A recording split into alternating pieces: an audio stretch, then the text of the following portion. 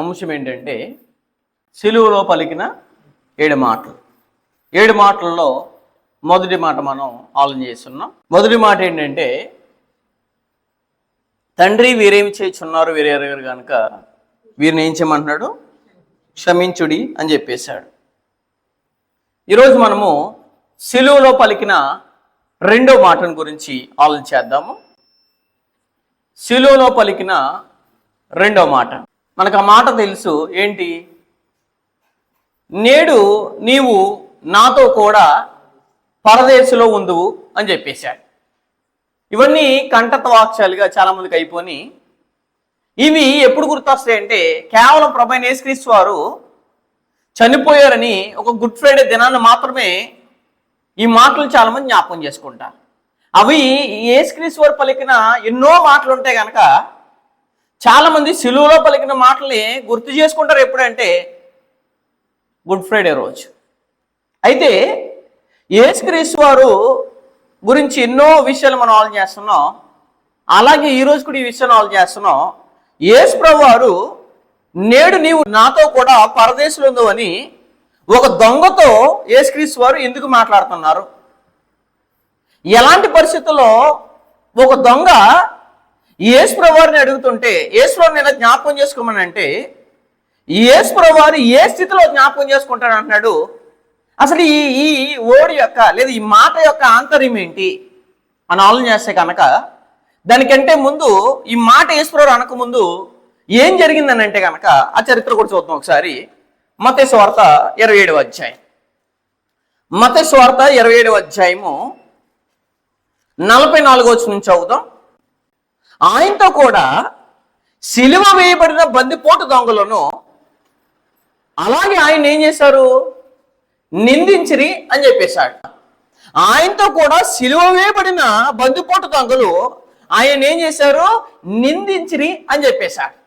నాతో కూడా పరదేశంలో ఉంది అంటే యేసు జ్ఞాపకం చేసుకుంటాను అన్నప్పుడు ఆ మాట అనక ముందే సిలువలో ఉన్న దొంగలు ఏం చేశారంటే ఇరువురు కూడా ఏం చేశారు, యేసుని నిందిస్తున్నారు. ఎక్కడ నిందిస్తున్నారు అని అంటే కనుక సిలువలో ఉన్నప్పుడు నిందిస్తున్నారు.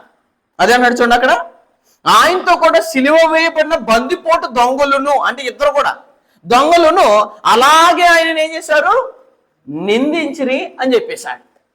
కాబట్టి ఈ మాట అనకముందు యేసు ప్రభువు వాళ్ళు ఏం చేస్తారంటే నిందిస్తున్నారు. మార్కు సువార్త 15వ అధ్యాయం. మార్కు సువార్త 15వ అధ్యాయము 32వ వచనంలో ఒక సమాచారం తెలియజేశాడు. మార్కు సువార్త 15వ అధ్యాయము 32వ వచనం చదువుదాం. ఇశ్రాయేలు రాజుకు క్రీస్తు ఇప్పుడు శిలువ మీద నుండి దిగి రావచ్చును. ఎవరంటండి? ఇశ్రాయేలు రాజుకు క్రీస్తు ఇప్పుడు శిలువ మీద నుండి దిగి రావచ్చును. అప్పుడు మనం చూచి నమ్ముదాం అని ఒకరితో ఒకరు చెప్పుకుండ్రి. ఆయనతో కూడా సిలువ వేయబడిన వారును ఆయన ఏం చేస్తారంట అంటే జనాలు అక్కడ నిందిస్తుంటే ఆయనతో సిలువ వేయబడిన వారు కూడా సిలువలో ఉన్నవారు కూడా యేసుని ఏం చేస్తున్నారు, నిందిస్తున్నారు అని చెప్పేశాడు. అంటే యేసు ప్రభువు వారు ఒక దొంగతో ఈ మాట అనకముందు జరిగిన చరిత్ర ఏంటంటే కనుక ఆయనతో పాటు సిలువ వేస్తున్న వారు కూడా ప్రభువైన యేసుక్రీస్తుని ఏం చేస్తున్నారు, దూషిస్తున్నారు, నిందిస్తున్నారు, అవమానపరుస్తున్నారు. ఎప్పుడంటే ఈయన చాలా బాధపడుతున్నప్పుడు, సిలువ ఎక్కినప్పుడు బాధపడుతున్నప్పుడు సిలువలో ఉన్నవారు ఇలా మాట్లాడుతుంటే ప్రభువైన యేసుక్రీస్తు వారు అప్పుడు మాట్లాడారండి ఏంటంటే లూకా సువార్త 23:43. కొంతకాలానికి కొంత టైంకి ప్రభువైన యేసుక్రీస్తు వారు ఒక దొంగతో ఏం మాట్లాడుతున్నాడంటే కనుక లూకా సువార్త 23వ అధ్యాయము 43వ వచనం నుంచి చదువుతాం. లూకా సువార్త 23వ అధ్యాయం 43వ వచనంలో ఒక సమాచారం తెలియజేశాడు. నేడు నీవు నాతో కూడా ఎక్కడెందుకు చెప్పేశాడు అక్కడ. నేడు అందుకు ఆయన వానితో నేడు నీవు నాతో కూడా పరదేశంలో ఉందని నిశ్చయముగా అంటే 100% చెప్పేస్తున్నాడు. నిశ్చయముగా నీతో చెప్పుచున్నాను నేను అని చెప్పేశాడు. కాబట్టి మాట్లాడింది ఎవరితోనంటే దొంగతో మాట్లాడేది ఎవరంటే ప్రభువైన యేసుక్రీస్తు వారు దేని గురించి మాట్లాడుతున్నారంటే పరదేశంలో నేను ఏం చేసుకుంటా అంటే జ్ఞాపకం చేసుకుంటానని మాట్లాడేస్తున్నాడు. అయితే మొదటి మాటలో ఏమర్థమైంది మనకి? మొదటి మాటలో ప్రథమ కర్తవ్యమైన ప్రభువైన యేసుక్రీస్తు వారు ఏం చెప్పారు? మొదటి మాటలో ఆయన ప్రేమ కనపడింది. అంటే చనిపోతున్న వారిని కూడా ప్రేమించాలి అనే కర్తవ్యాన్ని నేర్పిస్తున్నాడు. 2, నేను చంపేస్తున్న వారిని కూడా తిరిగి రివెంజ్ తీసుకోకుండా, తిరిగి దూషించకుండా, తిరిగి కీడు చేయకుండా నువ్వేం చేయాలంటే క్షమించాలని చెప్పాడు. అలాగే మీరు తప్పు చేస్తున్నా ప్రజలందరూ క్రీస్తు రక్తంలో కడగబడిన వారు బాప్తిసం పొందిన తర్వాత కూడా ఏదైనా తప్పిదల్లో పడిపోయినా వారి గురించి విజ్ఞాపన చేస్తున్నాడని 3 విషయాలు మొదటి మాటలో నేర్చుకున్నాం మనం. అయితే రెండో మాట ఏం నేర్పిస్తుంది మనకి అని అంటే చదువు ఒకసారి మరలా. అందుకు ఆయన వానితో నేడు నీవు నాతో కూడా పరదేశులో ఉంది అని ఏం చెప్తున్నాడు? నిశ్చయముగా చెప్పుచున్నాను అని చెప్పేశాడు. పరదేశులో ఉంది అని నిశ్చయముగా నీతో చెప్పుచున్నాను. ఏ పదం కనబడుతుంది? పరదేశు. ఇంగ్లీష్లో ఏమంటారంటే ప్యారడైస్ అని అంటారు. అంటే ఒక వ్యక్తి చనిపోయిన తర్వాత డైరెక్ట్గా ఎక్కడికి వెళ్ళడంటే కనుక పరలోకానికి వెళ్ళడు. ఈ సంగతి చాలా మంది తెలియదు. తెలియకుని ఎవరైనా చచ్చిపోతే ఏమంటారంటే వెంటనే రిప్పన్ పెట్టేసి రెస్ట్ ఇన్ పీస్ అని పెట్టేసి, నైనా నువ్వు పరలోకం వెళ్ళిపోయావు, నాన్న నువ్వు పరలోకం వెళ్ళిపోయావు, లేదా మీరు పరలోకం వెళ్ళిపోయారు, పాస్టర్ మీరు పరలోకం వెళ్ళిపోయారని తెలియకుండా ఇష్టానుసారంగా మాట్లాడేవారు కూడా చాలా మంది ఉన్నారు. కానీ ప్రభు అయిన యేసుక్రీస్తు వారు చనిపోయిన తర్వాత ఎక్కడికి వెళ్తారంటే డైరెక్ట్గా ఎవరో కూడా ఎక్కడికి వెళ్ళారు? పరలోకం వెళ్ళారంటే పరదేశం వేరు, పరలోకం వేరు. ఈ 2 సంగతులు వ్యత్యాసం తెలియదని చాలా మంది. పరదేశ్ అనేది వేరు, పరలోకం అనేది వేరు. పరదేశ్ అంటే ప్యారడైజ్ అని, పరలోకం అంటే హెవెన్ అని. ఈ 2 పదాల యొక్క వ్యత్యాసం ఖచ్చితంగా తెలియాలి. మానవుడు చనిపోయిన తర్వాత లేదా క్రీస్తు ఉన్న వారు కానీ దేవుని నమ్మిన వారు కానీ చనిపోయిన తర్వాత ఎక్కడికి వెళ్తారని అంటే కనుక ప్రభు యేసు చెప్తున్న ఒక పదము జనాలకు అర్థం కాలేదు. ఏంటంటే పరదేశిని పరలోకాన్ని 2 ఒకటి అనుకునే సమాజం కూడా క్రైస్తవుల్లో ఉంది. అందుకోసమే పరదేశులో క్లియర్గా చెప్తున్నా చూడండి, పరదేశులో ఉంది అని నిశ్చయముగా చెప్పుచున్నాను నేను అని చెప్పేశాడు. పరదేశం అంటే అర్థం ఏంటంటే పరాయి లోకం, అంటే మనది కానీ లోకము పరదేశం. అంటే పరలోకం అంటే ఏంటంటే దేవుడున్న లోకము. అందుకోసమే ప్రభు యేసుక్రీస్తు వారు శిష్యులకి నేర్పుతున్నప్పుడు దేవుడు ఎక్కడున్నాడంటే కనుక మత్తయి సువార్త 6వ అధ్యాయం చదువు ఒకసారి. ఎందుకంటే పరలోకంలో ఎవరు ఉంటారంటే కనుక చెప్పేశాడు సమాచారాన్ని. మత్తయి సువార్త 6వ అధ్యాయంలో ఒక సమాచారం మనకు కనబడుతుంది. అక్కడ 6వ అధ్యాయము 9వ వచనం. కాబట్టి మీరు ఎలాగ ప్రార్థన చేయండి, పరలోకమందున్న మా తండ్రి. అంటే పరలోకం ఎవరున్న లోకం అంటే దేవుడున్న లోకాన్ని ఏమంటారు అంటే పరలోకం అని అంటారు. పరదేశం అంటే ఎవరంటే చనిపోయిన వారు ఉండే లోకాన్ని ఏమన్నాడంటే పరదేశు అని మాట్లాడేశాడు. అంటే పరాయి లోకం. ఈ పరాయి లోకంలో ఆ లోకంలో 2 కార్యక్రమాలు ఉంటాయి. ఆ లోకం ఏంటంటే లోకం పేరు ఏంటంటే పరదేశం అనే లోకం పేరు ఏంటంటే కనుక పాతాళము అని చెప్పేశాడు దేవుడు. ఈ పాతాళంలో ఏం పొందుతారంటే కనుక ఎవరైతే దేవుని విశ్వాసం ఉంచి చనిపోయిన వారు ఎవరైతే ఉన్నారో వాళ్ళందరూ నెమ్మది పొందే స్థలము పాతాళంలో ఒక ప్రదేశము. ఆ పాతాళంలో ఒక ప్రదేశం ఏంటంటే పరదేశం, మరొక ప్రదేశం ఏంటంటే నరకం. అంటే పాతాళంలోనే 2 ఉన్నాయి. ఒకటి ఏంటిది పైన ప్యారడైజ్ అయితే కింద ఏంటిది హెల్. హెల్ అంటే ఏంటంటే నరకం. అంటే దేవుని కోసం బ్రతికిన వారందరూ నెమ్మది పొందితే దేవుని కోసం బ్రతకైన వారందరూ ఏం పొందుతారంటే బాధ పొందుతారు. అది మనం ముందు అర్థమవుతుంది ఆ విషయం. అయితే క్రీస్తు వారు చనిపోయిన తర్వాత వెంటనే పరలోకంకి వెళ్ళిపోయారంటే ప్రభు యేసుక్రీస్తు వారు భూమి మీద బ్రతికారు. ఆయన ఏం చేశారు? మరణించారు, సమాధి చేయబడ్డారు, 3వ దినం తిరిగి లేపడ్డారు. మరి చనిపోయిన తర్వాత ఆయన ఎక్కడికి వెళ్ళాడు అని అంటే కనుక ప్రభు యేసుక్రీస్తు వారు గ్రంథం చెప్పేసింది. అపోస్తుల కార్యములు 2వ అధ్యాయం. అపోస్తుల కార్యములు 2వ అధ్యాయము 27వ వచనం చదువుదాం. అపోస్తుల కార్యములు 2వ అధ్యాయము 27వ వచనం. అపోస్తుల కార్యములు 2వ అధ్యాయం 27వ వచనంలో ఒక సమాచారం తెలియజేశాడు. మీరు ఒక రాసుకున్న టైటిల్ ఏంటంటే చనిపోయిన వారందరూ ఎక్కడికి వెళ్తారు. అది ఒక రోజు చెప్తాను, గుర్తుపెట్టుకోండి. దాంట్లో కొంత సమాచారం ఈ సబ్జెక్ట్లో వస్తుంది. అపోస్తుల కార్యం 2వ అధ్యాయం 27వ వచనం. నీవు నా ఆత్మను పాతాళంలో విడిచిపెట్టవు అని చెప్పేశాడు. ఎవరు ఆత్మను? ప్రభు యేసుక్రీస్తు వారు ఆత్మను పాతాళంలో విడిచిపెట్టవు. నీ పరిశుద్ధుడు అంటే పరిశుద్ధ ప్రభు యేసుక్రీస్తు వారు దేహం ఏమవుదంటే కుళ్ళి పట్ట నీవు అని చెప్పేశాడు. ఇదంతా ప్రవచన ప్రకారంగా పాత్రలో ఉన్న సంగతిని ఇక్కడ రిప్రజెంట్ చేస్తున్నాడు, రాస్తున్నారు లేఖికుడు. నీ పరిశుద్ధిని కుళ్ళి పట్ట నీవు నాకు జీవమార్గములు తెలిపితివి, నీ దర్శనం అనుగ్రహించి నన్ను ఉల్లాసంతో నింపెదువు. సహోదరులారా, మూల పురుషులకు దావీదుని గురించి మీతో నేను ధారాళంగా మాట్లాడవచ్చు. అతడు చనిపోయి ఏం చెప్పడ్డాడు? సమాధి చేయబడను. అతని సమాధి నేటి వరకు మన మధ్యలో ఉన్నది. అతను ప్రవక్త అయి ఉండేది కనుక అతని గర్భఫలంలో ఉండి అతని సింహాసనం మీద ఒకరు కూర్చొని పెట్టను అని ఎవరితో చెప్తున్నాడు? ప్రభు యేసుక్రీస్తు మాట్లాడేస్తున్నాడు. అని కూర్చుండి పెట్టేదును అని దేవుడు తనతో ప్రమాణపూర్వకంగా ఒట్టు పెట్టుకున్న సంగతి అతడు ఎరిగి క్రీస్తు పాతాళంలో ఏమవలేదంట, విడబడలేదు. అంటే ప్రభువైన యేసుక్రీస్తు వారు పాతాళంలో ఏం చేయబడలేదు, విడిచిపెట్టబడలేదు. పాతాళంలో విడబడలేదనియు, ఆయన శరీరం ఏమవలేదు, కుళ్ళిపోలేదనియు దావీదు ముందుగా తెలుసుకుని ఆయన పునరుద్ధానం గురించి ఎక్కడ చెప్పాడు, పాత నిబంధన కీర్తనల గ్రంథంలో తెలియజేశాడు. ప్రభువైన యేసుక్రీస్తు వారి దేహం ఏమవలేదు, కుళ్ళు పట్టణం ఇవ్వలేదు. ప్రభువైన యేసుక్రీస్తు వారి ఆత్మ ఎక్కడ ఉండబడలేదు, ఎక్కడ విడిచిపెట్టబడలేదు, పాతాళంలో విడిచిపెట్టబడలేదు. అందుకోసం చెప్పేశాడు ఏమని, ఈ యేసును దేవుడు లేపడు. దీనికి మేమందరము అనగా ఈయనకు మేమందరం ఎవరిమి, సాక్షులము కాగా ఆయన దేవుని కుడిపార్శ్వన హెచ్చింపబడి పరిశుద్ధాత్మను గురించిన వాగ్దానం తండ్రి వల్ల పొంది మీరు చూచుచో వినిచున్న దీనిని కొమ్మరించి ఉన్నాడు. దావీదు ఎక్కడికి వెళ్ళలేదంటే పరలోకి ఎక్కిపోలేదు అని చెప్పేశాడు. మరి దావీదు గారు ఎక్కడికి వెళ్ళిపోయారంటే కనుక, చనిపోయిన తర్వాత ఏ వ్యక్తి కూడా ఎక్కడికి వెళ్ళాడంటే కనుక, చనిపోయిన వెంటనే ఎక్కడికి వెళ్ళాడంటే కనుక పరలోకానికి వెళ్ళాడు. కాబట్టి తెలియని మాటలు మాట్లాడకూడదు. ఏంటంటే చనిపోయిన తర్వాత ఎక్కడికి వెళ్ళిపోయారు అంటే పరలోకం వెళ్ళిపోయారండి అని అంటారు.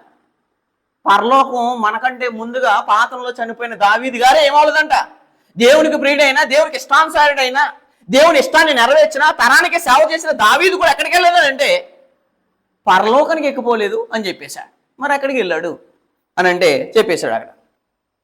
అయితే అతడు ఇట్లా, నేను నీ శత్రువుని నీ పాదపీఠముగా ఉంచు వరకు నీవు నా కుడిపార్శ్వమున ఏం చేసి ఉన్నావు, కూర్చుండి ఉన్నావు అని చెప్పేశాడు. ఇది ఎవరి గురించి మాట్లాడతాడు అంటే ప్రభువైన యేసుక్రీస్తు వారి గురించి మాట్లాడేశాడు. అంటే దావీదు ఎక్కడికి వెళ్ళలేదు అంటే, చనిపోయిన వాళ్ళందరూ ఎక్కడికి వెళ్ళరు, చనిపోయిన వెంటనే ఎక్కడికి వెళ్ళరు, పరలోకానికి అయితే వెళ్ళరు. మరి అబ్రహాము గారు కానీ, ఇస్సాకు గారు కానీ, యాకోబు గారు కానీ ఎప్పటి వరకు పాతనంలో ఇప్పటి వరకు ఎవరు చనిపోయినా ఎక్కడికి వెళ్ళలేదు, పరలోకానికి వెళ్ళలేదు. ఈ సంగతి ఖచ్చితంగా మనకి తెలియాలి. ఎందుకంటే పరదేశికి పరలోకానికి రెండిటికి వ్యత్యాసం ఉంది. ఈ సంగతి మనం అందరం ఎరగవలసిన విషయమే. ఇది అందరూ మనం ఎరిగితే కనుక ప్రస్తుతం ఎవరు చనిపోయిన ఎక్కడికి వెళ్ళరు, పరలోకం వెళ్ళరని 33 వచనం ద్వారా మనకు అర్థమైపోతుంది. అందుకోసం అన్నట్టు చూడండి, 33 వరలో చదువుతాం. కాగా ఆయన దేవుని కుడిపార్శ్వన హెచ్చింపబడి పరిశుద్ధాత్మను గురించిన వాగ్దానం తండ్రి వలన పొంది ప్రభువైన యేసుక్రీస్తు వారు మీరు చూచు వినిచున్న దీనిని కొమ్మరించి ఉన్నాడు. దావీదు ఎక్కడికి వెళ్ళాడంటే పరలోకానికి ఎక్కిపోలేదు అని చెప్పేశాడు. అంటే దావీదు గారు వెళ్ళకపోతే కనుక పాతలో ఎవరో కూడా ఎక్కడికి వెళ్ళలేదు, చనిపోయిన తర్వాత పరలోకానికి వెళ్ళలేదని దీనిని బట్టి మనకి అర్థమవుతున్న విషయం. అయితే పరలోకానికి వెళ్ళలేదైతే కనుక వీళ్ళందరూ ప్రస్తుతం ఎక్కడున్నారు అంటే, క్రీస్తు ప్రభువు కూడా ఎక్కడ ఉన్నారు అని అంటే కనుక, క్రీస్తు ప్రభువు వారు మరణించి సమాధి అయిన తర్వాత లేదా మృతి పొంది సమాధి చేయబడిన తర్వాత ఆయన ఎక్కడ ఉన్నాడు, ప్రభువైన యేసుక్రీస్తు వారు. ప్రభువైన యేసుక్రీస్తు చనిపోయిన తర్వాత ఎక్కడికి వెళ్ళారు అని అంటే, దావీదు అయితే పరలోకానికి వెళ్ళలేదు, మరి ప్రభువైన యేసుక్రీస్తు వారు ఎక్కడ ఉన్నాడు, పాతాళంలో లేడు అన్నాడు. పాతాళంలో అయినా విడిచిపెట్టలేదు, ఆయన ఆత్మ అక్కడ విడిచిపెట్టలేదు, ఆయన దేహం కుళ్ళిపట్నం వాళ్ళది అన్నప్పుడు ప్రభువైన యేసుక్రీస్తు వారు చనిపోయిన తర్వాత ఎక్కడ ఉన్నాడు అని అంటే కనుక దానికి దేవుడు సమాధానం చెప్పేస్తున్నాడు. ఒక మాట నుంచి చదివితే కనుక, దానికంటే ముందు క్రీస్తు ప్రభువు వారు చనిపోయింది దేని గురించి అంటే కనుక, చనిపోయింది దేని గురించి, ఆయన సంఘాన్ని స్థాపించడానికి. ఆయన సంఘం ఏంటి, ఆయన రాజ్యం. ఆ రాజ్యాన్ని కొరకు ప్రాణం పెట్టి, అదే అన్నాడు కదా. ఒకసారి చూద్దాం, కొలస్సీయులకు రాసిన పత్రిక మొదటి అధ్యాయము, కొలస్సీయులకు రాసిన పత్రిక మొదటి అధ్యాయము. క్రీస్తు ప్రభువు ప్రాణం పెట్టింది దేని గురించి అంటే సంఘాన్ని స్థాపించడానికి. అది దాన్ని రాజ్యము అని మాట్లాడేస్తాడు. కొలస్సీయులకు రాసిన పత్రిక 1:13. ఆయన మనల్ని అంధకార సంబంధమైన అధికారంలో నుండి విడుదల చేసి తాను ప్రేమించిన తన కుమారుని యొక్క రాజ్య నివాసులుగా చేసును అని చెప్పేశాడు. అంటే సంఘం అనే తన రాజ్యాన్ని స్థాపించి ఆ రాజ్యంలో ఉన్న వారందరినీ క్రీస్తు రెండో రాకడలో వచ్చి ఈ సంఘాన్ని తీసుకెళ్ళడానికి క్రీస్తు ప్రభువు ఏం చేశారు, మరణించారు. ఈ సంగతి తెలియాలి. కాబట్టి క్రీస్తు ప్రభువు వారు ప్రాణం పెట్టిందే, సమాధి చేయబడిందే దేని గురించి, తన సంఘాన్ని కట్టడానికి. అపోస్తలుల కార్యములు 20:28. అపోస్తలుల కార్యములు 20:28 ఒక సమాచారం తెలియజేశాడు. అపోస్తలుల కార్యములు 20:28 దేవుడు తన స్వర్గమిచ్చి సంపాదించిన తన సంఘమును అని చెప్పేశాడు. తన సంఘాన్ని ఏం చేశాడు, తన రక్తం ఇచ్చి, ఆయన రక్తం ఇచ్చింది దేనికి, తన సంఘాన్ని, తన రాజ్యాన్ని స్థాపించి ఆ రాజ్యంలో ఉన్న వారందరినీ ప్రభువైన యేసుక్రీస్తు వారు లాగా తయారు చేసి, ఆ తయారు చేసిన వారిని క్రీస్తు రెండవ రాకడలో ఈయన తీసుకెళ్లి తండ్రికి ఏం చేయాలి, ఇదిగో నాయన ఈ సంఘం అని ఆయన అప్పగించడానికి ప్రభువైన యేసుక్రీస్తు వారు భూమి మీద ఏం చేశారు, ప్రాణం పెట్టారు, ఈ సంగతి మనం ఎరగాలి. ప్రకటన గ్రంథం 5:9 ప్రకటన గ్రంథం 5:9 ఒక సమాచారం తెలియజేశాడు. ప్రకటన గ్రంథము 5:9 చదువుతాం. 5:9 ఒక సమాచారం తెలియజేశాడు. ఏమని? ఆ పెద్దలు నీవు ఆ గ్రంథం తీసుకుని వధింపబడిన వాడివై నీ రక్తం ఇచ్చి ప్రతి వంశంలోను ఆయా భాషలు మాట్లాడు వారిలోను ప్రతి ప్రజలోను ప్రతి జనములోను దేవుని కొరకు మనుషులను కొని మా దేవుని కొరకు ఏం చేసావు? ఒక రాజ్యం అన్నాడు. అదేంటంటే సంఘమే దేవుని రాజ్యం. ఈ రాజ్యంలో ఏం చేశాడంట?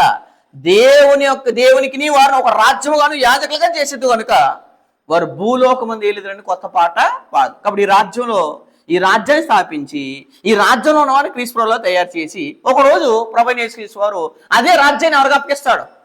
తండ్రిని దేవునికి అప్పగిస్తాడు. కొరింథీయులకు రాసిన మొదటి పత్రిక 15:24 ఒక సమాచారం తెలియజేశాడు. ఏమని? అటు తర్వాత ఆయన సమస్తమైన ఆధిపత్యమును సమస్తమైన అధికారమును బలమును కొట్టివేసి తన తండ్రి అయిన దేవునికి ఏం చేశాడంట? తన తండ్రి అయిన దేవునికి రాజ్యం అప్పగించును అని చెప్పేశాడు. ఏం అప్పగిస్తాడు? తన తండ్రికి అంటే కనుక ఏం అప్పగిస్తాడు? రాజ్యం అప్పగిస్తాడు అని చెప్పేశాడు. అంటే రాజ్యాన్ని స్థాపించి తన రాజ్యాన్ని ప్రభువైన యేసుక్రీస్తులో తయారు చేసి ఆ రాజ్యాన్ని ప్రభువైన యేసుక్రీస్తు తండ్రి అయిన దేవునికి ఏం చేస్తాడు? అప్పగిస్తాడు అని చెప్పేశాడు. అయితే మనకి చనిపోయిన వాళ్ళందరూ ఎక్కడికి వెళ్ళలేదు? పరలోకానికి ఎక్కిపోలేదు. అపోస్తలుల 2వ అధ్యాయం. అంటే మనకంటే ముందు ఎవరు మరణించినా పరలోకానికి వెళ్ళలేదండి. అపోస్తలుల 2వ అధ్యాయము. ఎందుకంటే ప్రభువైన యేసుక్రీస్తు వారు వస్తేనే కానీ ఎవరో కూడా పరలోకానికి వెళ్ళడానికి అవకాశం ఉండదు. ఎందుకంటే ఆయన వచ్చి మనల్ని తీసుకెళ్ళాలి. ఎవరో రాజ్యం స్థాపించిన వ్యక్తే క్రీస్తులో తయారైనప్పుడు ప్రభువైన యేసుక్రీస్తు వారు 2వ రాకడలో వచ్చి ఆయన తీసుకెళ్తేనే కానీ ఆయన పరలోకం వెళ్ళడానికి అవకాశం లేదు. అందుకోసమే మనకంటే ముందు ఎవరు మరణించినా వారు పరలోకానికి వెళ్ళడానికి అవకాశం లేదు. అపోస్తలుల 2వ అధ్యాయం 34 అపోస్తలుల కార్యములు 2వ అధ్యాయం 34 సమాచారం తెలియజేశాడు. దావీదు పరలోకం ఎక్కిపోలేదు. అయితే అతడు ఇట్లా నీ శత్రువులను నీ పాదముల కింద పాదపీఠంగా ఉంచే వరకు, అంటే ప్రభువైన యేసుక్రీస్తు వారి పాదాల కింద శత్రువులు పెట్టే వరకు ఎవరో కూడా పరలోకానికి ఎక్కిపోవడానికి అవకాశం ఉండదు. అందుకోసం అన్నాడు అక్కడ, నేను నీ శత్రువులను, అంటే ప్రభువైన యేసుక్రీస్తు వారి శత్రువులను ఆయన పాదముల కింద తండ్రి అయిన దేవుడు పెట్టే వరకు, పాదంగా ఉంచే వరకు నీవు నా కుడిపార్శ్వమున ఏం చేయదు? కుడిపార్శ్వను కూర్చోమని ప్రభువు నా ప్రభుతో చెప్పిను అని చెప్పేశాడు సమాచారాన్ని. కాబట్టి ప్రభువైన యేసుక్రీస్తు వారు తండ్రి అయిన దేవుడు ప్రభువైన యేసుక్రీస్తుతో చెప్పిన సమాచారం ఏంటంటే ప్రభువైన యేసుక్రీస్తు వారిని ఆయన శత్రువుల్ని ఆయన పాదపీఠంగా ఉంచే వరకు, ఆయన వచ్చే వరకు, క్రీస్తు వారు వచ్చే వరకు, ఆయన రాజ్యాన్ని తండ్రికి అప్పగించే వరకు ఏ ఒక్కరూ ఎక్కడికి వెళ్ళలేరు? పరలోకంకి ఎక్కిపోలేరు. అపోస్తలుల 13వ అధ్యాయం. అపోస్తలుల 13వ అధ్యాయంలో 36 చదువుదాం. అపోస్తలుల 13వ అధ్యాయం 36 ఒక సమాచారం తెలియజేశాడు. ఏమని? 36 దావీదు 35 కూడా చదువుదాం. కాబట్టి 35 కూడా. కాబట్టి వేరొక కీర్తన యందు, అంటే ఎవరు? దావీదు గారు వేరొక కీర్తన యందు రాశారంట. ఏమని? వేరొక కీర్తన యందు నీ పరిశుద్ధుని కుళ్ళిపట్టనీయమని చెప్తున్నాడు. ఇదే సమాచారం మన అపోస్తలుల 2వ అధ్యాయంలో చూసాం. ఇది అపోస్తలుల 2వ అధ్యాయంలో కాకుండా అపోస్తలుల 13వ అధ్యాయంలో కాకుండా ఇది ఎక్కడ ఉందంట? వేరొక కీర్తనలో ఉందంట. అది ఇక్కడ నెరవేర్చబడింది క్రొత్త నిబంధనలో. దావీదు దేవుని సంకల్పం చొప్పున తన తరం వారికి సేవ చేసి నిద్రించి తన పితరుల యొద్దకు చేర్చబడి కుళ్ళిపోయాడు. ఎవరో? దావీదు శరీరం కుళ్ళిపోయింది, కానీ యేసు శరీరం కుళ్ళిపోలేదు. యేసు శరీరం రాలిపోలేదు, కుళ్ళిపోలేదు. ఆయన ఎవరంటే ప్రభువైన యేసుక్రీస్తు వారు. ఏమైంది ఆయన దేహం అని అంటే కనుక ఎక్కడున్నాడు అని అంటే కనుక కుళ్ళిపోయింది. కానీ ఎవరిది? దావీదు గారు కుళ్ళిపోయింది. కానీ దేవుడు లేపిన వాడు, అంటే ప్రభువైన యేసుక్రీస్తు వారు లేపిన దేవుడు అయితే, ఎందుకంటే ఆయన మరణ వేదనలు తొలగించింది. కానీ మరణం ఆయన బంధించడం ఏంటిది? అసాధ్యం కనుక తండ్రి అయిన దేవుడు ప్రభువైన యేసుక్రీస్తు వారిని ఏం చేశాడు? లేపాడు. ఎందుకంటే మరణం ఆయన చూసే భయపడుతుంది. అవును చూసి ప్రభువైన యేసుక్రీస్తు వారిని చూసి. మాట చూద్దాం ఒకసారి. అపోస్తలుల 2వ అధ్యాయం. దేవుడు లేపడానికి కారణం ఏంటంటే మరణం ప్రభువైన యేసుక్రీస్తు వారిని బంధించలేదు. 2వ అధ్యాయం 24 అపోస్తలుల 2వ అధ్యాయం 24 ఒక సమాచారం తెలియజేశాడు. మరణము ఆయనను బంధించుట అసాధ్యం అని చెప్పేశాడు. అందుకోసం దేవుడు లేపాడు. ఎందుకంటే ఈయన మరణం బంధించలేదు కాబట్టి. అసాధ్యం కనుక దేవుడు మరణ వేదనలు తొలగించి ఆయనను లేపను. కాబట్టి దేవుడు లేపిన వాడు ఏమవలేదు? కుళ్ళు పట్టలేదు అని చెప్పేశాడు. వచ్చిండు అక్కడికి 13వ అధ్యాయము 37 వచనం. దావీదు దేవుని సంకల్పం చొప్పున తన తరం వరకు సేవ చేసి నిద్రించి తన పితరులకు చేర్చబడి కుళ్ళిపోయింది, కానీ దేవుడు లేపున వాడు కుళ్ళి పట్టలేదు. కాబట్టి సహోదరులారా, మీకు ఈయన ద్వారానే పాప క్షమాపణ ఏమవుతుంది, ప్రచురమొక్కుచున్నది అని చెప్పేశాడు. కాబట్టి ప్రభువైన యేసుక్రీస్తు దేహం ఏమవలేదు, కుళ్ళిపోలేదు, కానీ దావీదు దేహం ఏమైపోయింది, కుళ్ళిపోయింది అని చెప్పేశాడు. ప్రభువైన యేసుక్రీస్తు ఆత్మ కూడా పాతాళంలో ఏం చేయబడలేదు, విడిచిపెట్టబడలేదు అని చెప్పేశాడు. ఆయన పాతాళం కూడా ప్రభువైన యేసుక్రీస్తు వారు పాతాళంలో ఎక్కడికి వెళ్ళాడో కూడా ఈ సంగతి మనం అందరం ఖచ్చితంగా తెలుసుకోవాలి. ఎందుకంటే దేవుని ప్రియుడైన దావీదే పరలోకానికి ఎక్కిపోతే అబ్రహాం పరలోకం వెళ్ళారా, లేదు. ఇస్సాకు గారు పరలోకం వెళ్ళారా, లేదు. యాకోబు గారు పరలోకం వెళ్ళారా, లేదు. యేసేపు గారు పరలోకం వెళ్ళారా, మోషే గారు పరలోకం వెళ్ళారా? పాతంలో ఏ భక్తులైనా ఇప్పటివరకు ఎక్కడికి వెళ్ళలేదు, పరలోకంకి వెళ్ళలేదు. ఎందుకంటే ప్రభువైన యేసుక్రీస్తు రాకపోతే ఏ ఒక్కరు కూడా ఎక్కడికి వెళ్ళలేరు, పరలోకంకి వెళ్ళలేరని ఇక్కడ సమాచారం బట్టి మనం తెలిసిపోవాలి. అయితే మరి చనిపోయిన వాళ్ళందరూ ఎక్కడ ఉన్నారు అని అంటే చెప్పేశాడు. అది కూడా సమాచారాన్ని హెబ్రీ పత్రిక 11వ అధ్యాయం, హెబ్రీ పత్రిక 11వ అధ్యాయము మొదటి నుంచి చివరి వచనం వరకు రాసేసుకోండి. హెబ్రీ పత్రిక 11వ అధ్యాయము మొదటి నుంచి 40 వచనాలు. ఈ 40 వచనాల్లో చనిపోయిన వాళ్ళందరూ ఎక్కడికి వెళ్ళారు అంటే, పాతనంలో చనిపోయిన వాళ్ళందరూ ఎక్కడికి వెళ్ళారు.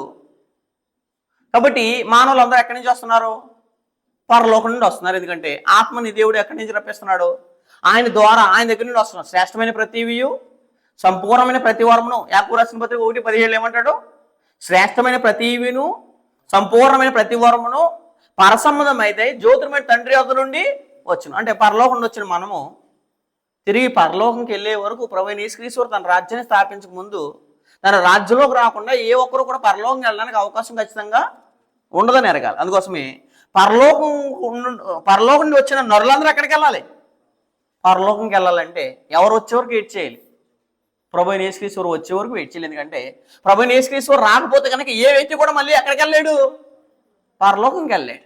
అందుకోసం ఈ 1 నుంచి ఎవరు కనబడతారు, విశ్వాసం అనేది నిరీక్షింపబడేవాడు యొక్క నిజస్వరూపమును అదృశ్యమైనది ఉన్నవనుటకు రుజునైనది, దాన్ని బట్టి పెద్దలు సాక్ష్యం పొందిరు. ఎవరంటే పెద్దలు. ప్రపంచంలో దేవుని వాక్యం వల్ల నిర్మాణమైనవనియు అందుని బట్టి దృశ్యమైనది కనబడే పదార్థాల నుంచి నిర్మింపలేదని విశ్వాస చేత గ్రహించున్నా. విశ్వాసం బట్టి హేబేలు కయ్యని కంటే శ్రేష్టమైన బలి దేవుడు కనిపించును. దేవుడు అతను అర్పణ గురించి సాక్ష్యం ఇచ్చినప్పుడు అతను విశ్వాసం బట్టి నీతిమంతుడు సాక్షి పొందును. అతను మృతి నొందియు ఆ విశ్వాసం ద్వారా ఏమవుతున్నాడు, మాట్లాడుచుండు. మొత్తం ఇంటికి వెళ్తారు, చదివండి 1 నుంచి 40 వచనాలు. నేను లాస్ట్ రోజు చెప్పేస్తాను మీకు. వీళ్ళందరూ ఎక్కడికి వెళ్ళారని అంటే కనుక 40 వచనం, 39 వచనంలో 30-40 కలిపి ఉంటుంది చూడండి. వీరందరూ తమ విశ్వాసం ద్వారా, ఎవరి విశ్వాసం, వ్యక్తిగత విశ్వాసాలు. ఎక్కడంటే పాత నిబంధనలు, అందరికి ఒక విశ్వాసం కాదు, ఏంటంటే వ్యక్తిగత విశ్వాసాలు.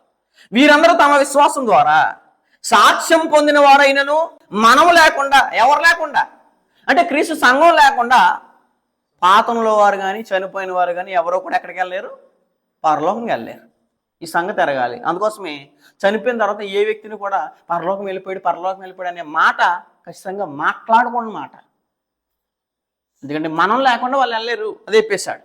మన సంపూర్ణ కాకుండా నిమిత్తము దేవుడు మన కొరకు మరీ శ్రేష్టమైన దాన్ని ముందుగా సిద్ధపరచడు కనుక వీరు ఆ వాగ్దాన ఫలము అనుభవింపలేదు అని చెప్పేశాడు. అంటే అబ్రహాం అనిపించాడా, లేదు. యాకోబు గారు అనిపించారా, లేదు.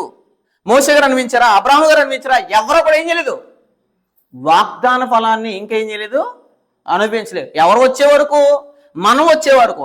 మనం వచ్చి ప్రభువైన యేసుక్రీస్తు మనల్ని తీసుకెళ్తేనే కానీ వారు ఏం చేయబడలేరు, పరలోకంకి వెళ్ళడానికి, ఆ వాగ్దాన ఫలం పొందుకోవడానికి అవకాశం లేని సంగతి అని దేవుడు తెలియజేస్తున్నాడు.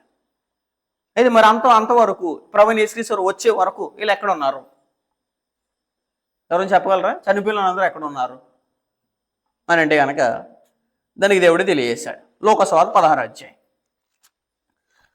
అంటే యేసు ప్రభువు వచ్చే వరకు అందరూ ఎక్కడ ఉన్నారు, చనిపోయిన వాళ్ళు ఎక్కడ ఉన్నారు అని అంటే కనుక ఇది లాజరు ధనవంతుడు అనే ఒక సందర్భంలో కనబడిపోద్ది. మనుషులు అందరూ చనిపోయిన వాళ్ళు ఎక్కడ ఉన్నారు అని అంటే 16వ అధ్యాయము 19వ వచనం నుంచి చదువుదాం.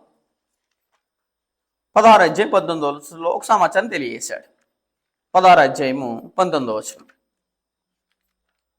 చదువు ఒకసారి.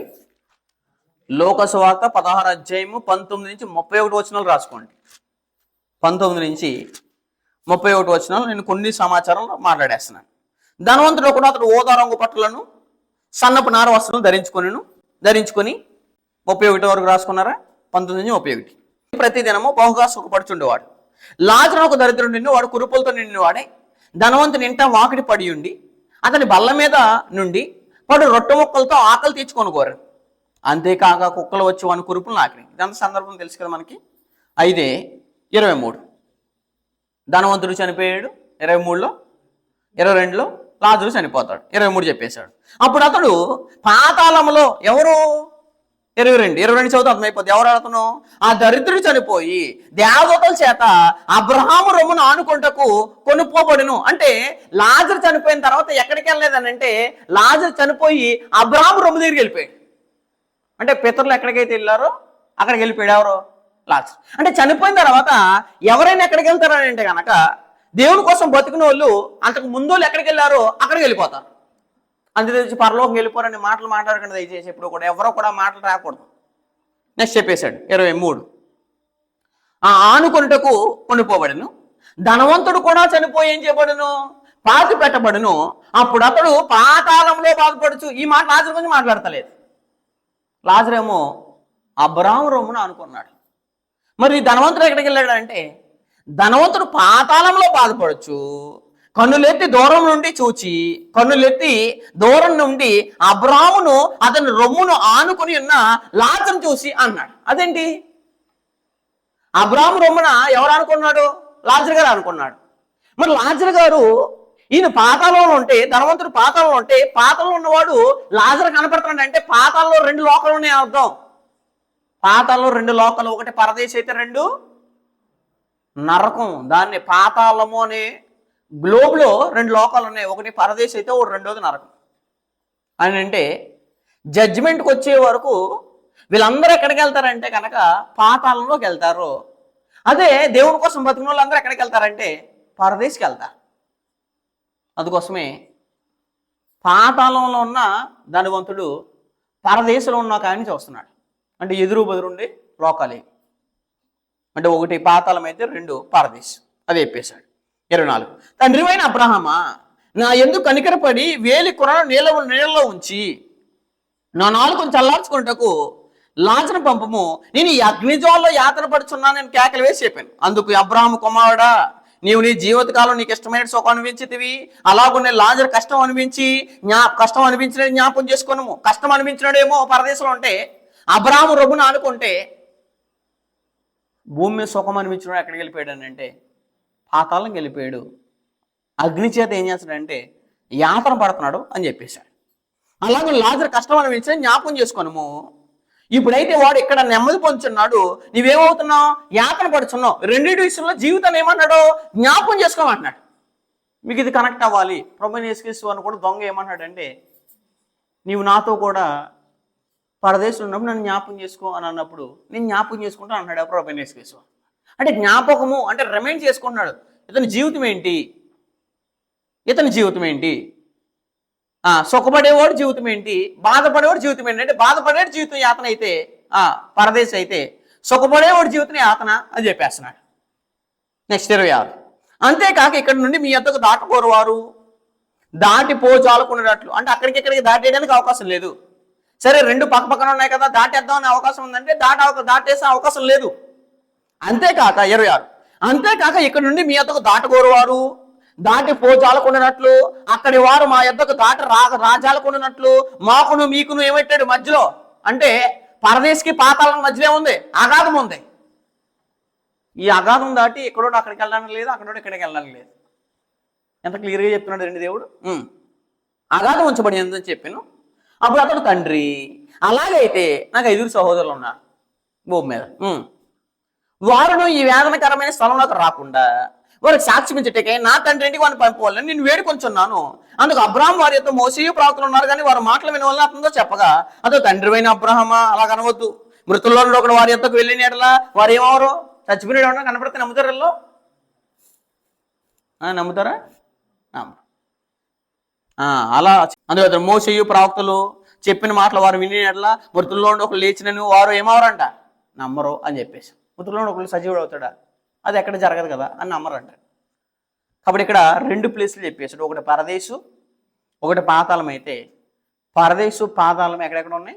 పక్క పక్కనే ఉన్నాయి, ఎదురు బదురు ఉన్నాయి. అక్కడి నుంచి ఇక్కడ రావడానికి లేదు, ఇక్కడి నుంచి ఆడికి వెళ్ళడానికి లేదు, మధ్యలో ఏముంది? అగాధం ఉంది.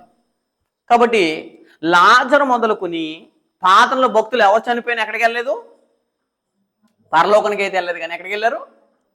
పరదేశికి వెళ్ళారు. ఈ సంగతి మనకు అర్థమవుతుంది. అయితే ప్రభు అయిన యేసుక్రీస్తు వారు ఇందాక నుంచి నొక్కి నొక్కి మాట్లాడుతున్నాను. ప్రభు అయిన యేసుక్రీస్తు వారు మరణించిన తర్వాత ఎక్కడికి వెళ్ళారు? మనుషులైతే, చనిపోయిన వాళ్ళు అయితే, దేవుని నమ్మి కష్టపడిన వాళ్ళు అయితే, బాధపడిన వాళ్ళు అయితే పరదేశికి వెళ్తే, ప్రభు అయిన యేసుక్రీస్తు వారు పాతాళంలో తన ఆత్మ విడిచిపెట్టలేనప్పుడు, శరీరం కుళ్ళిపోలేనప్పుడు ప్రభు అయిన యేసుక్రీస్తు వారు ఎక్కడికి వెళ్ళారు అని అంటే కనుక చనిపోయిన తర్వాత అని చెప్పేది. చనిపోయిన తర్వాత ఎక్కడికి వెళ్ళారు అని అంటే ఎఫెసీయులకు రాసిన పత్రిక 4వ అధ్యాయం. ఎఫెసీయులకు రాసిన పత్రిక 4వ అధ్యాయము 9వ వచనం నుంచి చదివేద్దాం. ఎఫెసీయులకు రాసిన పత్రిక 4వ అధ్యాయం 9వ వచనం ఒక సమాచారం తెలియజేశాడు. ఏమని? ఇక్కడ మాట్లాడే స్వర్గ సమాచారం చదివేద్దాం. ఎఫెసీయులకు రాసిన పత్రిక 4వ అధ్యాయము 9, 10 వచనాల్లో యేసు ప్రభువారు సమాధి చేయబడిన తర్వాత లేదా పాతి పెట్టబడిన తర్వాత ప్రభు యేసు ఎక్కడికి వెళ్ళారంటే గ్రంథం తెలియజేస్తుంది. కొరతనైన మరి ప్రాముఖ్యంగా తెలియజేస్తుంది. 4వ అధ్యాయం 9వ వచనంలో చెప్పేశాడు. ఆరోహణం ఆయనగా అనగా, ఆరోహణం అంటే ఏంటి అనుకున్నారేమో అని అనగా, ఆయన భూమి యొక్క కింద భాగములకు ఫుట్నోట్లో 2 అనేసి కొన్ని ప్రాచీన పద్ధతుల్లో మొదట అని ఏం చేయబడింది? కూర్చబడింది. క్రింది భాగములకు దిగినని అర్థమిచ్చుచున్నది. అంటే ప్రభు యేసు చనిపోయిన తర్వాత ఎక్కడికి వెళ్ళారంటే కింద భాగాలకు దిగారు. ఎక్కడికి వెళ్ళారు? కింద భాగాలకు వెళ్ళాడే. కింద ఏముంది అని అంటే చెప్పేశాడు అక్కడ. దిగినవాడు తానే సమస్తమును నింపునట్లు ఆకాశ మండలము అన్నిటికంటే మరీ పైకి ఆరోహణమైన వాడు ఉన్నాడు అని చెప్పేశాడు. ప్రభు అయిన యేసుక్రీస్తు ఎక్కడికి వెళ్ళారు అని అంటే ఆయన ఎక్కడికి వెళ్ళాడు? కింది భాగాలకు వెళ్ళాడు అని చెప్పేశాడు. కింది భాగాలకు వెళ్ళిన తర్వాత ఆయన ఏమయ్యాడు? 10 దిగినవాడు తానే సమస్తమును నింపినట్లు, ప్రభు అయిన యేసుక్రీస్తు నింపినట్లు ఆకాశ మండలం అన్నిటికంటే మరి పైకి ఏమైనా వాడు ఆరోహణమైన వాడునై ఉన్నాడు అని చెప్పేశాడు. కిందకి దిగిన తర్వాత నేను మరలా 40 దినాలు కనపడి మరలా వెళ్తాడు. ఎక్కడికి? ఆరోహణం అవుతాడు. ఎవరు? ప్రభు అయిన యేసుక్రీస్తు. అయితే ఎక్కడికి వెళ్ళాడు అని అంటే కింద భాగాలకు వెళ్ళాడు. కింద భాగాలు అంటే ఏంటంటే కనుక చదివేద్దాం. యోహాను సువార్త 20వ అధ్యాయం 17వ వచనం. యోహాను సువార్త 20వ అధ్యాయం 17వ వచనంలో ఒక సమాచారం తెలియజేస్తున్నాడు. యేసు అన్నాడు చూడండి, ఆవిడతో సమాధానం ఇస్తున్నాడు.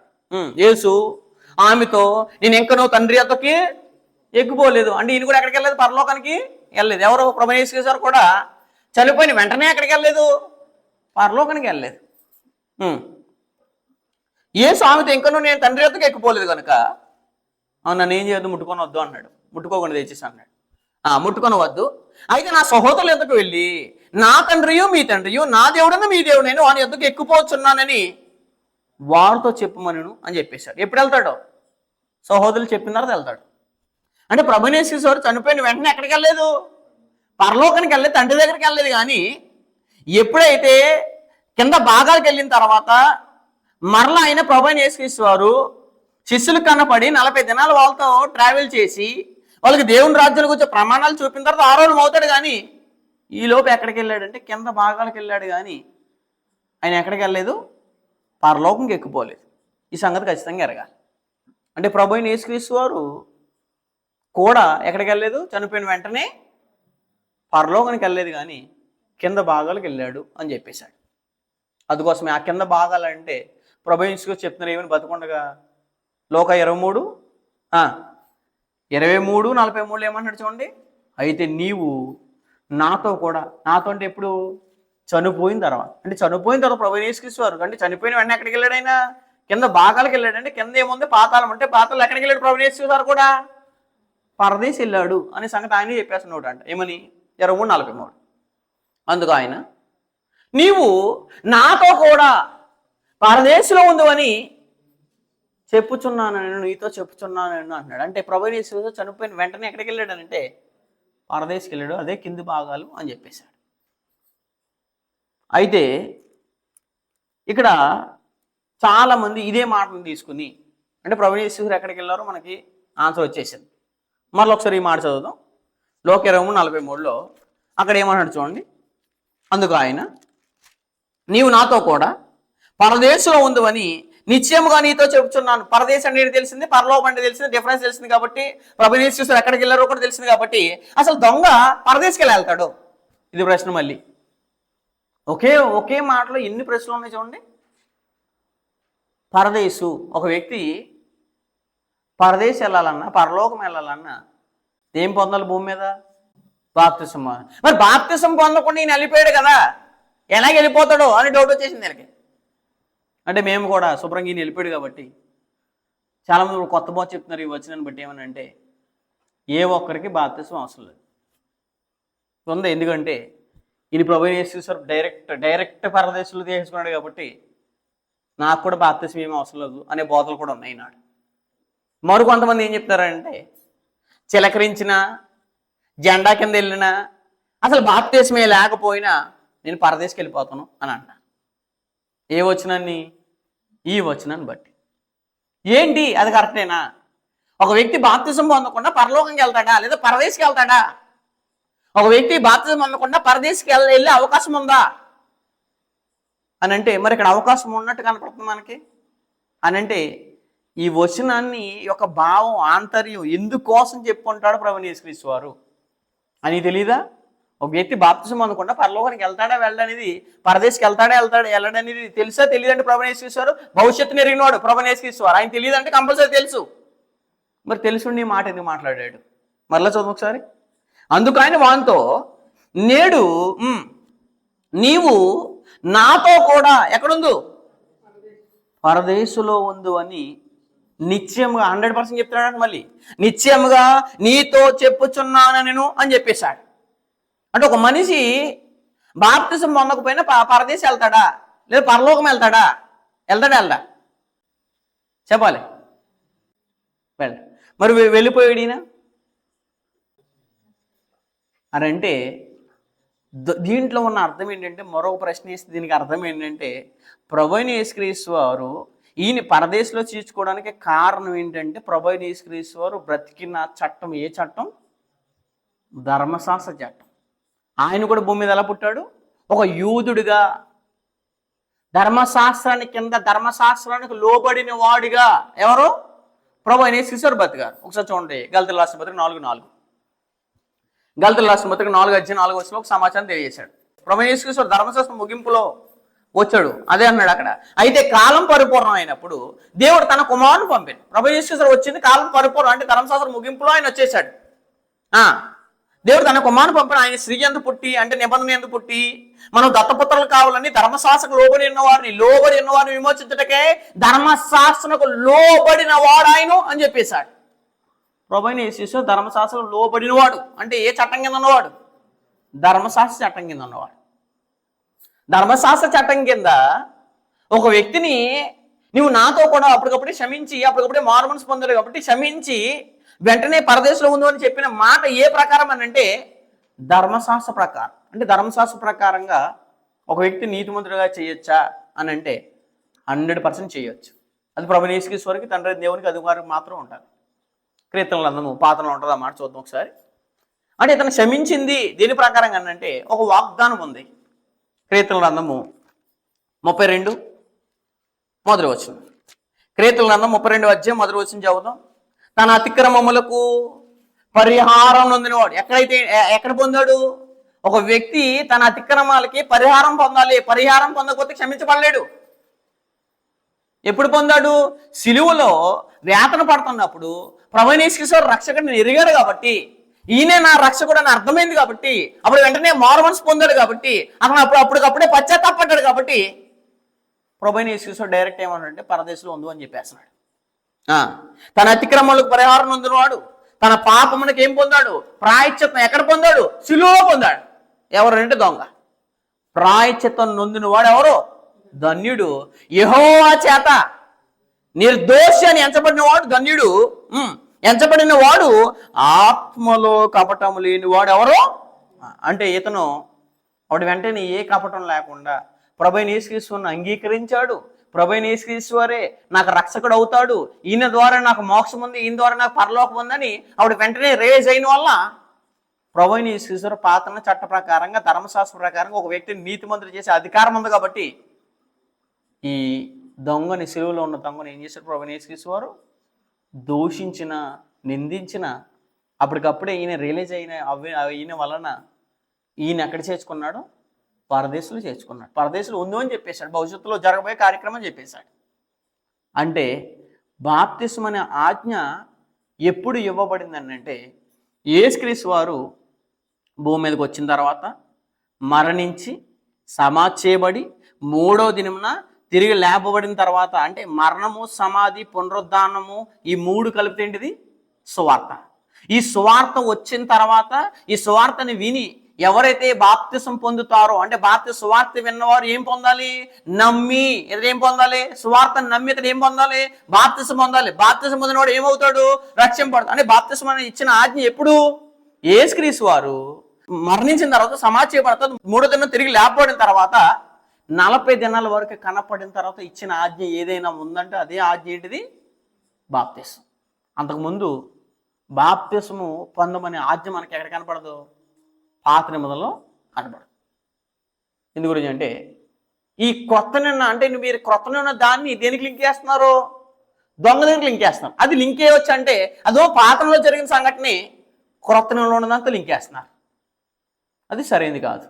ఇది ఎరగాలి ఈ విషయాన్ని. చదువు ఒకసారి ఆ మాటని. మార్కు సువార్త 16:15. మార్కు సువార్త 16:15 ఒక సమాచారం తెలియజేశాడు. ఏమని?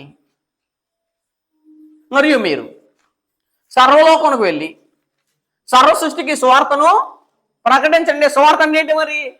సువార్త అంటే ఏంటంటే కొరింథీయులకు రాసిన మొదటి పత్రిక 15:3-4. కొరింథీయులకు రాసిన మొదటి పత్రిక 15వ అధ్యాయము 3-4 చదివేద్దాం. 3-4. నాకు ఇవ్వబడిన ఉపదేశమును మొదట మీకు అప్పగించింది. అదేమనగా లేఖనాల ప్రకారము క్రీస్తు మన పాపం నిమిత్తము మృతి పొందును, సమాధి చేయబడును, లేఖనాల ప్రకారం 3వ దినమున తిరిగి లేపబడును. ఇది సువార్త. అంటే ఈ సువార్తను ఎవరు చెప్పాలి? సర్వలోకానికి చెప్తే సర్వలోకంలో ఉన్న నిజనులు లేదా దేవుని ఎరగిన వారు ఎవరైతే విని నమ్ముతున్నారో, విశ్వాసం ఉంచుతున్నారో వారికి మీరు బాప్తిసం ఇవ్వండి అని ఆజ్ఞ ఎప్పుడు ఇచ్చాడు?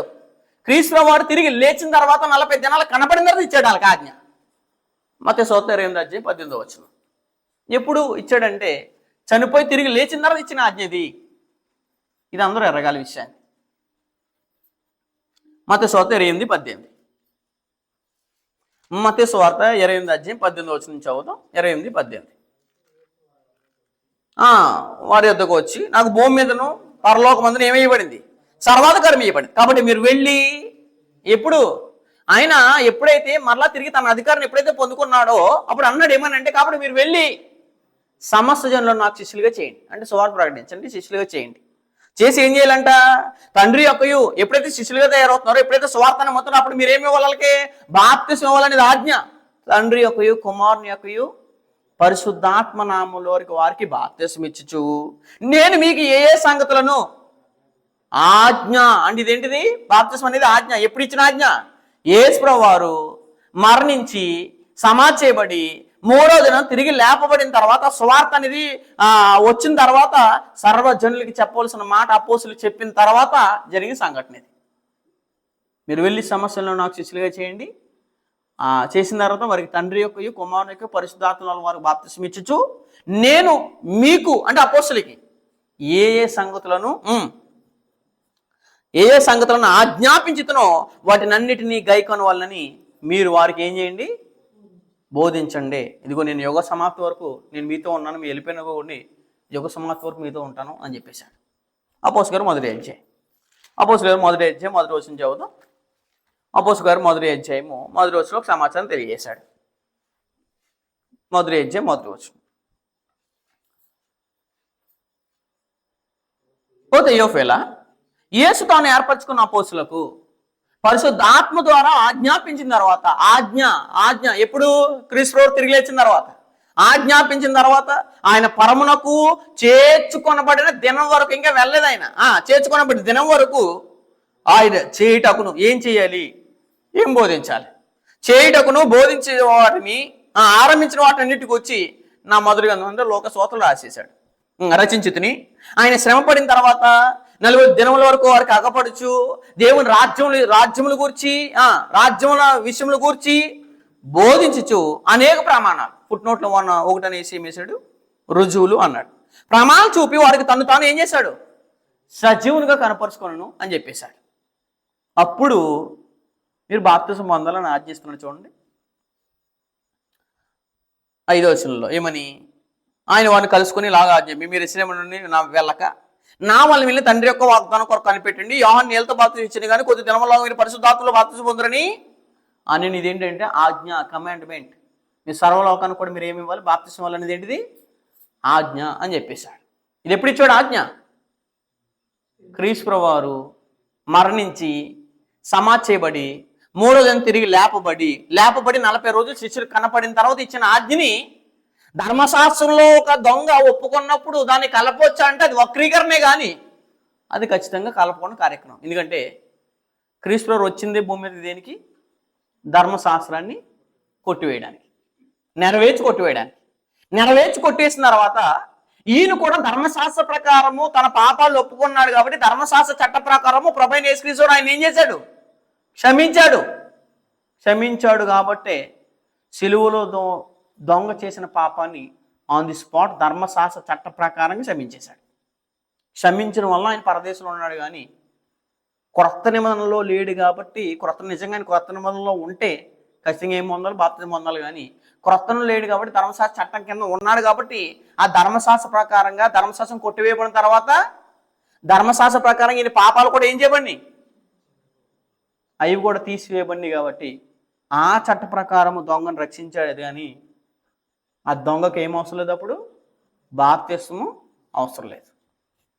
ఎందుకంటే అక్కడ మరొక దొంగలు ఉంటే కనుక ఒక దొంగ క్షమాపణ తెలియదు, ఎక్కిరిస్తున్నాడు. ప్రభువుని యేసుక్రీస్తు ఎటకారం మాట్లాడుతుంటే ఒక దొంగము ఈయన నా రక్షకుడని ఆ పరిస్థితిలో కూడా ఎరిగాడు అనే ఉద్దేశంతో ప్రభువుని యేసుక్రీస్తు ఏం చేశాడంటే దొంగ రక్షించాడు. అంతేగాని క్రొత్త నియమ ప్రకారంగా పాత నియమ కార్యక్రమాన్ని ఏం చేయకూడదు.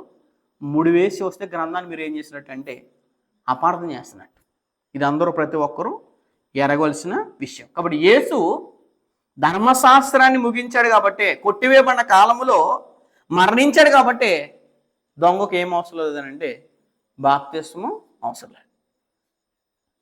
కాబట్టి పాత్రలో 2 లోకాలు ఉన్నాయని చెప్పాను కదా, అది కూడా చూద్దాం ఒకసారి సంగతిని.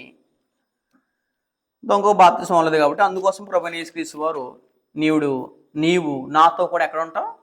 పరదేశంలో ఉంటావు అని చెప్పేశాడు. చదువు ఒకసారి సమూయేలు మొదటి గ్రంథము 2:6 ఎందుకంటే దేవుడు పాత్రలో కూడా ఒక మాట మాట్లాడేస్తాడు. సమూయేలు మొదటి గ్రంథం 2:6 జనులను సజీవులుగాను మృతులను గాను చేయువాడు యెహోవాయే అని చెప్పేశాడు. ఒక మనిషిని సజీవుడిగా చేయాలన్నా మృతుడిగా చేయాలన్నా ఎవరో? అది దేవుడే అని చెప్పేస్తున్నాడు. జనులను సజీవులుగాను మృతులుగాను చేయవాడు యెహోవాయే, పాతాళానికి పంపుచు అందులో నుండి రప్పించువాడు కూడా ఆయన. అంటే ఒక వ్యక్తి పాతాళంలో పరదేశంలోకి వెళ్ళిపోతే అక్కడి నుంచి రప్పించేది దేవుడే. ప్రభువైన యేసుక్రీస్తు వచ్చినప్పుడు పాతాళంకి వెళ్ళినప్పుడు నరకంలోకి వెళ్ళాలంటే తీర్పులు జరుగుతుంది కాబట్టి అప్పుడు కూడా రప్పించేది దేవుడే. ఎందుకంటే ప్రభువైన యేసుక్రీస్తు వచ్చిన వారు మరలా ఏ దేహం ధరించుకుంటారంటే అక్షయమైన దేహం ధరించుకుని ప్రభువైన యేసుక్రీస్తు వారితో పాటు వెళ్ళి అప్పుడు తీర్పు జరిగిన తర్వాత పరదేశంలో వారు ఎక్కడికి వెళ్తారంటే పరలోకంకి వెళ్తారు. ఈ సంగతి ఎరగాలి.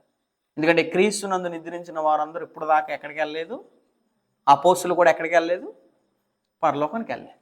కొరింథీయులకు రాసిన రెండవ పత్రిక ఎందుకంటే మృతులను సజీవులుగా చేయవాడు దేవుడే, దొంగను కూడా ప్రభువైన యేసుక్రీస్తు తండ్రిని దేవుడు ఏం చేశాడు? క్షమించేశాడు. ఇరువురు క్షమించేశారు. కొరింథీయులకు రాసిన 2వ పత్రిక 12:1-4 కొరింథీయులకు రాసిన 2వ పత్రిక 12 1-4 అతిశయపడినాక నాకు తగ్గదు కానీ అతిశయపడవలసి వచ్చింది ప్రభు దర్శనములను గూర్చి ప్రత్యక్షను గూర్చి చెప్పదు. క్రీస్తునందు ఒక మనిషిని ఎరుగుదును, అతడు 14 సంవత్సరాల కిందట ఎక్కడికి వెళ్ళిపోయాడంట? 3 ఆకాశాన్ని కొనుక్కోబడే. అతడు శరీరంతో కొనుక్కోబడినో నేను ఎరుగు, ఎలా వెళ్ళాడు నాకు తెలియదు. శరీరం లేక కొనుక్కోబడి నేను ఎరగను, అది దేవునికే తెలియదు. అంటే మనుషుని నేను ఎరుగుదును, అతడు పరదేశంలోకి ఏమవ్వడంట? కొనుపోబడి, అంటే చనిపోయిన వాళ్ళందరూ, క్రీస్తునందు చనిపోయిన వాళ్ళందరూ కూడా ఎక్కడికి వెళ్తారు? పరదేశంలో కొనుపోబడి వచింప సఖ్యం కాని మాటలు విను. ఆ మాటలు మనుషుడు పలకూడదు, అతడు శరీరంతో కొనుపోబడినో సరే లేక కొనుపోబడినో నేను ఎరుగును, అది దేవునికి తెలియదు. ఎందుకంటే అతను శరీరంతో వెళ్ళాడో శరీరంతో వెళ్ళదో తెలియదు, కానీ నాకు అతను ఎక్కడికి వెళ్ళాడంటే కనుక ఎక్కడికి వెళ్ళాడు? పరదేశం కొనుపోబడ్డాడు. అంటే క్రీస్తునందు నిద్రించిన ప్రతి ఒక్కరికి ఎక్కడికి వెళ్తారో? పరదేశకి వెళ్ళి చనిపోయిన వెంటనే పరలోకానికి అయితే వెళ్ళరు, కానీ ఎక్కడికి వెళ్తారు? పరదేశం. క్రీస్తుకు ముందు నిద్రించిన వాళ్ళందరూ ఎక్కడికి వెళ్తారు? వాళ్ళు కూడా పరదేశకి వెళ్తారు. కొంతమంది ఎక్కడికి వెళ్తారు? పాతానికి. అంటే భక్తులందరూ పరదేశంలోకి వెళ్ళిపోతే వాళ్ళు మనం వెళ్ళిన తర్వాత ప్రభువైన యేసుక్రీస్తు మనల్ని రెండవ రాకుల్లో తీసుకెళ్ళిన తర్వాత మాత్రమే ఎవరు పరలోకంకి వెళ్తారో ఎవరు నరకానికి వెళ్తారో డిసైడ్ అవుతుంది.